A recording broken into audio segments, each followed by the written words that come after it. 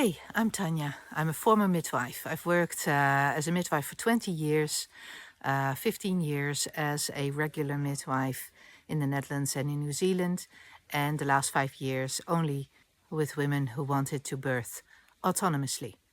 I stopped in 2017. Today I want to talk about the danger of diagnosis. What is a diagnosis? It all starts with an investigation, a test. And there are many tests being done in pregnancy. It's considered to be quite normal, like a blood test, a blood pressure test, an internal examination, an ultrasound. When you have done a test, you have a finding, the outcome of the test. And the healthcare provider will look at this finding and they might conclude that something is off. There is usually a Latin name for a finding of these sorts.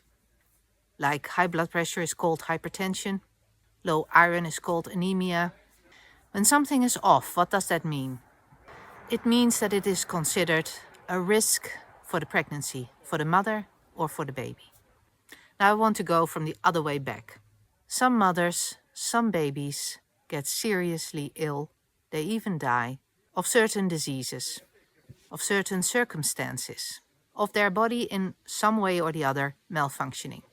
When you have a finding like that, the medical world wants to look back and see if there's a pattern into how this came about and if it can be prevented. How did it come to this illness? Let's take the example of eclampsia and preeclampsia. When they looked back to women who'd had an eclamptic insult in pregnancy, which is a very dangerous thing for the mother and the baby, and they looked back, they found that a lot of these women have high blood pressure. Most cases also combined with a high protein level in the urine. It seemed like a logical next step to conclude the blood pressure was the problem and to try and monitor this more, to see which women were more at risk of getting high blood pressure, like women who had pre-existing high blood pressure in their normal life without being pregnant. And so when you present with a high blood pressure on a prenatal clinic, and there's always a first blood pressure measurement that they use as the standard at the start of the pregnancy, and then they see how it develops during the pregnancy to see if it suddenly rises a lot. So the conclusion was we need to monitor this blood pressure with every woman to pick out the people who suddenly have a rise in blood pressure, who suddenly have a lot of protein in the urine. Seems logical. Another example. There were sometimes babies born that were extremely large, bloated even. When they would check the blood of these babies, they found a very high blood sugar level. And some of these babies were sliding into a hypoglycemic coma, which means their body did not produce enough insulin to break down the glucose. When you have a finding like that, you're like, how did this happen? What happened before this? So they started looking back. And they found that in some of these pregnant women who had these babies, if they looked back, they saw that they had an elevated blood sugar level. So the logical thing is to start checking people more for blood sugar levels so that they can anticipate this risk. And that if a woman has a high blood sugar in pregnancy, it seems logical to start bringing this down and hopefully reduce the risk. But there's another side to this story. High blood pressure in pregnancy can result in no problem whatsoever. There can be protein in the urine, a lot even, without any side effects. Some women have a high blood sugar level and there is no issue with the baby whatsoever. Actually, in most cases, the high blood pressure and the high blood sugar will have no resulting problems.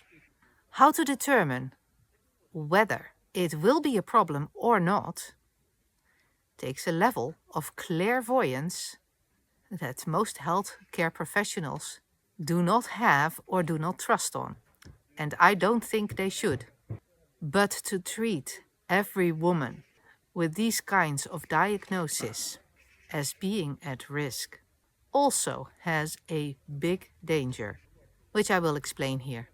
Nothing exists until it is observed. In quantum physics, there is a phenomenon called the observer effect. A particle does not exist until you observe it. Before that, it is just a wave of possibility. The observer creates the reality. I am not telling you that blood pressure works like a photon, but I have spent 20 years watching something that rhymes with that. The moment a finding gets a name, a Latin word, a diagnosis, something changes. Not in the body necessarily, in how it is treated, in how the mother sees herself, and in what happens next. A diagnosis is an observation, a collapse of reality, of a possibility, into a certainty. But that certainty is shaped by the observer's expectations, tools, and beliefs. I will give a few examples of my own practice. I once had a client who came to me because she was at a midwifery practice in the Netherlands where she had high blood pressure. And this was starting to upset her because she wanted a natural home birth and no interventions. Every time she would go to the clinic, she would be upset, frightened, scared, and the blood pressure would be high. Sometimes she would ask for a 20-minute pause just to calm herself down, see if it stayed the same, but it did. And then she came to me because her practice was not going to leave it alone, and she wanted to leave it alone. They had told her about all the risks, they had told her about all the things that could indicate that she was in the risk factor, like visual disturbances, things like that. We took it step by step. I proposed that she would buy a blood pressure cuff herself. And I proposed that she would only measure once a week. Whenever. Just once a week. If it was in the morning, every time in the morning. If it was in the afternoon, every time in the afternoon. If it was in the evening, every time in the evening, because the blood pressure changes throughout the day. And I had talked through all the risks, all the signs, everything that you could possibly think of that could lead to one of these dangerous diseases. So she was aware of them. So she watched herself closely. I taught her to meditate. I advised her to listen to meditation tapes and to see, just to do a check to see if the blood pressure was different after meditation. It was. It was very different. She started to feel, she became more in tune with her body throughout this pregnancy, and she started to feel when the blood pressure started to get high. And then she knew what to do because the meditation helped, so she would meditate and brought it down. This blood pressure stayed the same all throughout this pregnancy. Nothing happened, and she birthed at home. That was the story. I'm not saying this is the solution. I'm not saying that at all. What I'm saying is that the fear of the observation is sometimes the only problem. Another example. I was once looking after a woman who was pregnant with twins and wanted to have a natural, either home birth or hospital birth. She wasn't sure yet. And somewhere during her pregnancy, we met with an obstetrician who would be open to her choosing whatever. And then, somewhere halfway through her pregnancy, her blood pressure started rising. And she started feeling it. Meditation did not work. I discussed it with the obstetrician that we were in close contact about this. And the obstetrician said, well, some blood pressures lead to a problem, but most don't, so we can observe. And they did. But they did advise her to come into hospital and be observed there. And she agreed because her blood pressure was really high and she was having symptoms and also a lot of protein in the urine. So the whole image that she presented was of someone at risk. She was around 30 weeks pregnant when she ended up in hospital, and she stayed. And they measured blood tests, morning and evening and afternoon blood pressure measurements. They checked everything they could, and they kept keeping an eye on her liver, on her kidneys, and they stretched for as long as she felt okay. There was a very close connection to the obstetrician and her by that time, because everybody was on their toes about this situation. And she made it to 37 weeks, just 36 and 6 days or so, 36 weeks and 6 days, which is a great moment to birth with twins. It was that evening that she started feeling sick. The obstetrician came in and they decided to induce the next morning, and they did. Everything was well. She had the twins, they were healthy. She stayed in the hospital for quite some time because her blood pressure still needed to go down and she still needed care for that. Of course, the problem is that the healthcare nowadays does not have the money, time, and people to spend on a situation like this. But this is how it should be. This is how situations should go when they become really a risk. So that, there is a collaboration between an obstetrician, for instance, and a woman. And they both take it step by step. Not, making a diagnosis and instantly going forward with it. Like, oh, we need to do this now, no. Because in any other hospital, she would have been induced. Probably at 30 weeks, maybe 33, because that's when her liver enzymes started going up.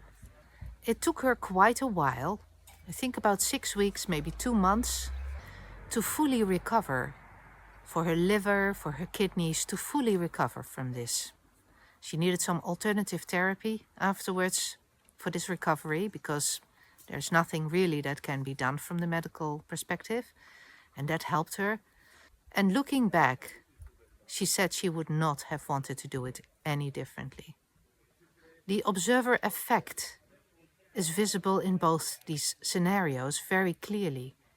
In the first one, it was clear that the midwifery practice that had a fear of high blood pressure and was observing a high blood pressure was influencing and triggering the fear of the woman, which does not lower the blood pressure.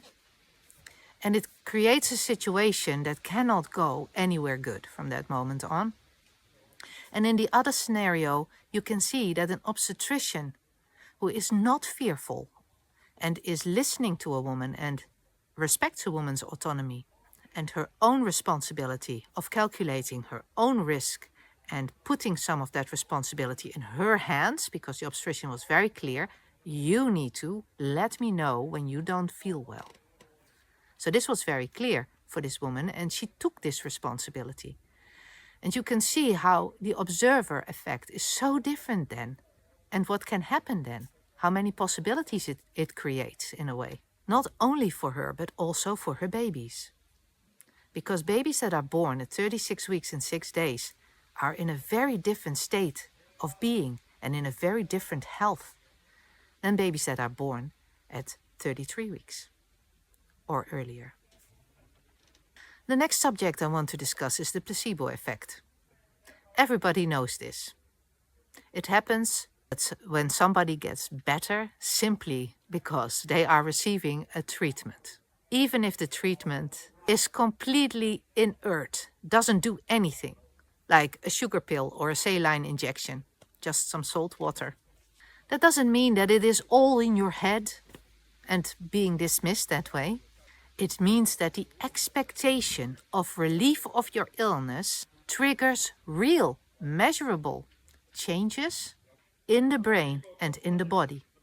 For example, in studies about pain, a placebo can prompt the brain to release its natural endorphins and reduce the pain without any real medication. Brain scans show that responding to a placebo actually changes brain activity. The power of this effect is not just from the pill itself. It is from the context and the relationship, the empathy, the attention, and the belief of the practitioner. I will give an example. In the Netherlands, we used to have GPs. We still do, but they don't function the same anymore. The old time GP used to be like, if you came by, they would say things like, oh, you're fine. They would check you, they would do your blood pressure, look at you, do blood tests, whatever was, needed in that situation. But they would, most of the times, tell you you were fine, nothing to worry about. Take a rest a few days and you'll be fine. And you know what? In 80-90% of the cases, that is probably true. But what happened was, even if there would be something seriously wrong, maybe, we will never know. Because these people, they believed it. And they continued their life. And nothing was the matter.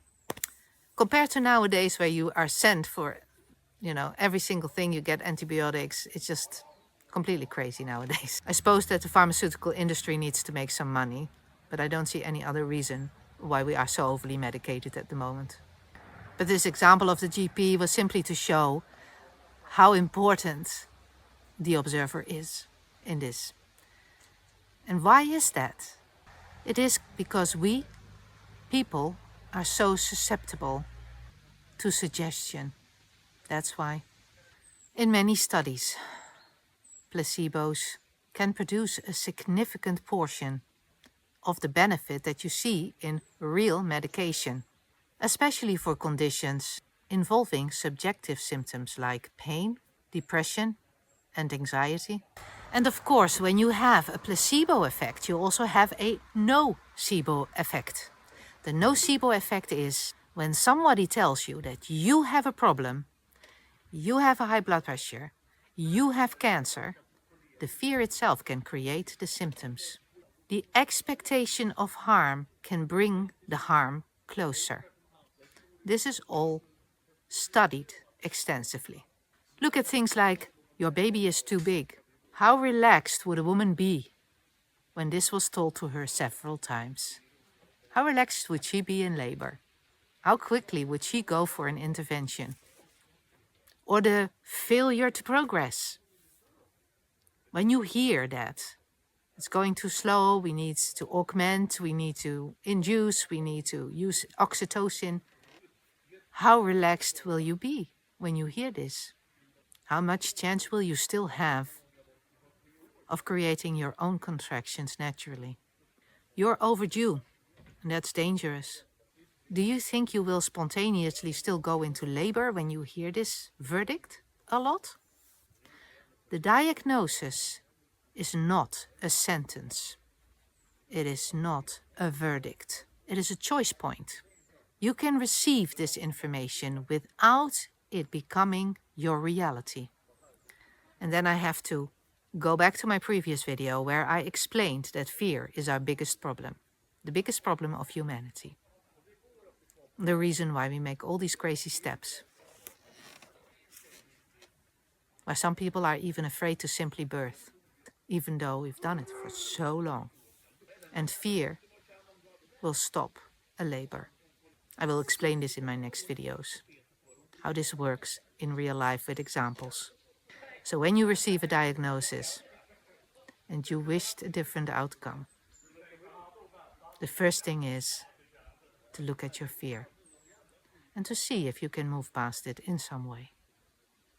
Not by having a rigid idea of I want to birth at home in a bath and it needs to happen that way and otherwise everything just blocks in me. Not in that way, because that is also a fear. But by getting back into yourself and feeling. See you next time.